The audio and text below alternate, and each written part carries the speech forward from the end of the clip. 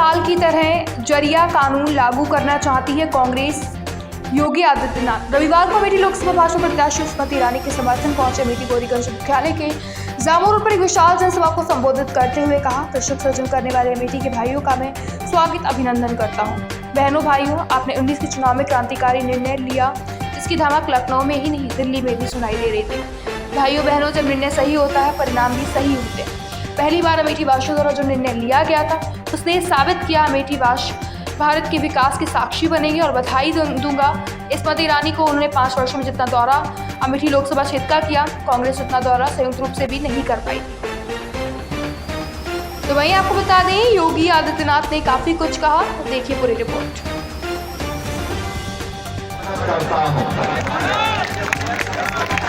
बहनों भाइयों, आपने 2019 में एक क्रांतिकारी निर्णय लिया और उस निर्णय की धमक न केवल लखनऊ में थी बल्कि दिल्ली में भी सुनाई दे रही थी। बहनों भाइयों, जब निर्णय सही होता है तो परिणाम भी सही होते हैं।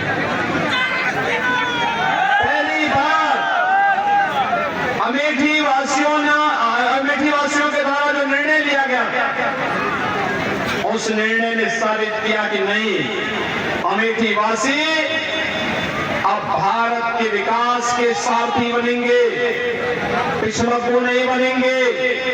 और मैं बधाई दूंगा सम्मानीय श्रीमती स्मृति ईरानी जी को। उन्होंने 5 वर्ष में जितना दौरा अमेठी लोकसभा क्षेत्र का किया, 4 पीढ़ियां उतना दौरा संयुक्त रूप से नहीं कर पाई। एक सजग और जागरूक जनप्रतिनिधि कैसे होना चाहिए, केंद्रीय मंत्री के अपने दायित्वों का निर्वहन करने, मंत्रालय के कार्यक्रमों से पूरे देश का भ्रमण करने के बाद मैं देखता था हर सप्ताह उनका दौरा अमेठी लोकसभा क्षेत्र के किसी न किसी विधानसभा क्षेत्र, किसी न किसी विकास खंड में, किसी न किसी गांव में और किसी नई योजना के साथ यहां पर देखने को मिलता था। बहनों भाइयों, ये चीजें दिखाती हैं कि कैसे जब अच्छे जनप्रतिनिधि चुनते हैं तो परिणाम भी अच्छा ही आता है। और उसी अच्छे परिणाम के लिए एक बार फिर से आपसे अपील करने के लिए मैं आपके बीच आया हूं। बहनों भाइयों, लोकसभा चुनाव के 3 चरण पूरे हो चुके हैं। पूरे देश के अंदर आधा चुनाव संपन्न हो चुका है और बहनों भाइयों, हुआ है कि फिर एक बार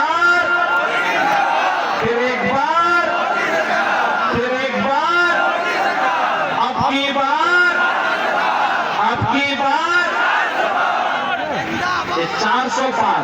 जब हम 400 पार की बात करते हैं तो कांग्रेस और इंडी गठबंधन को चक्कर आने लगता है कि 400 पार कैसे होना है। बहनों और भाइयों, मैं आपसे बताना चाहता हूं, सबसे पहली बात कि कांग्रेस समर्थन के लिए, किसी भी पार्टी को समर्थन करने के लिए, पूरा बहुमत की सरकार बनाने के लिए 273 सीट चाहिए।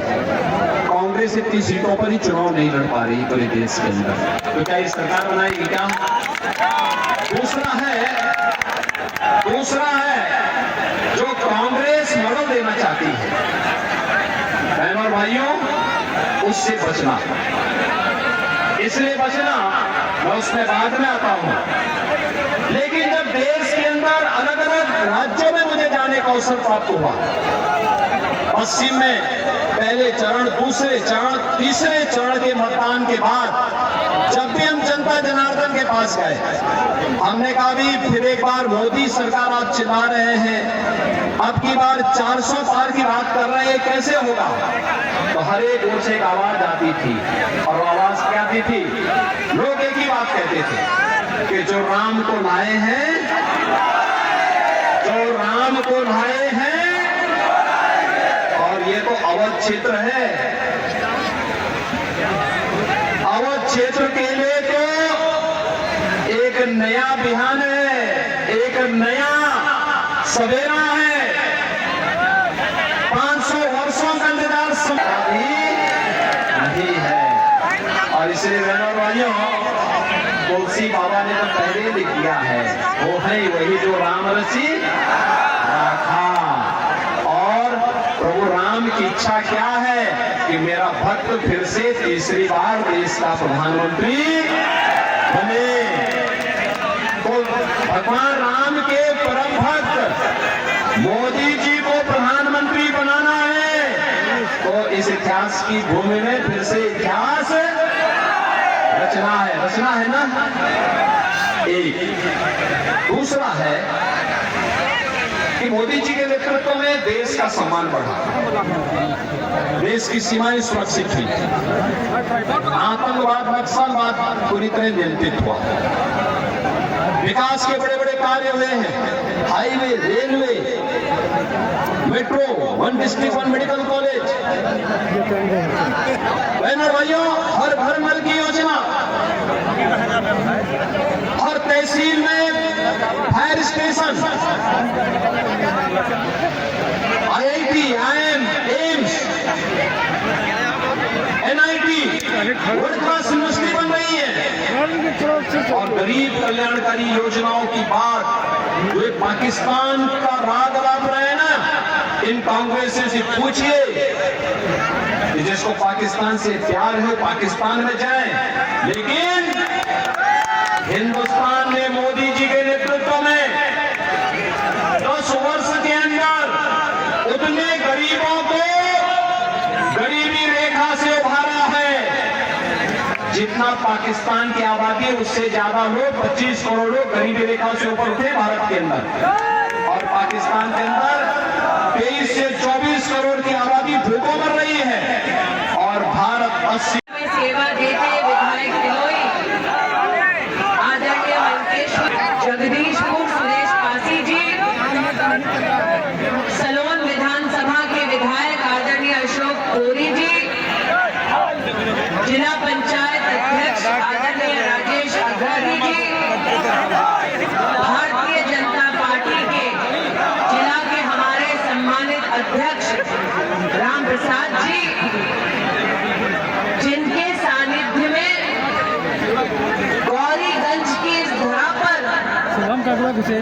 वर्षों से हुंकार कांग्रेस के खिलाफ भरी जाती थी और आज भी क्षेत्र में जिनको तेज विधायक के नाम से जाना जाता है, ऐसे श्रद्धेय तेजवान सिंह जी,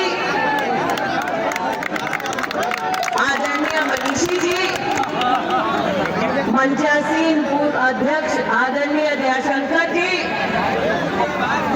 दुर्गेश त्रिपाठी जी, हम सबके वरिष्ठ आदरणीय MLC साहब शैलेंद्र जी, मटियारी जी, प्रदीप सिंह भौरी जी, पूर्व अध्यक्ष उमाशंकर पांडे जी, मंच पर विराज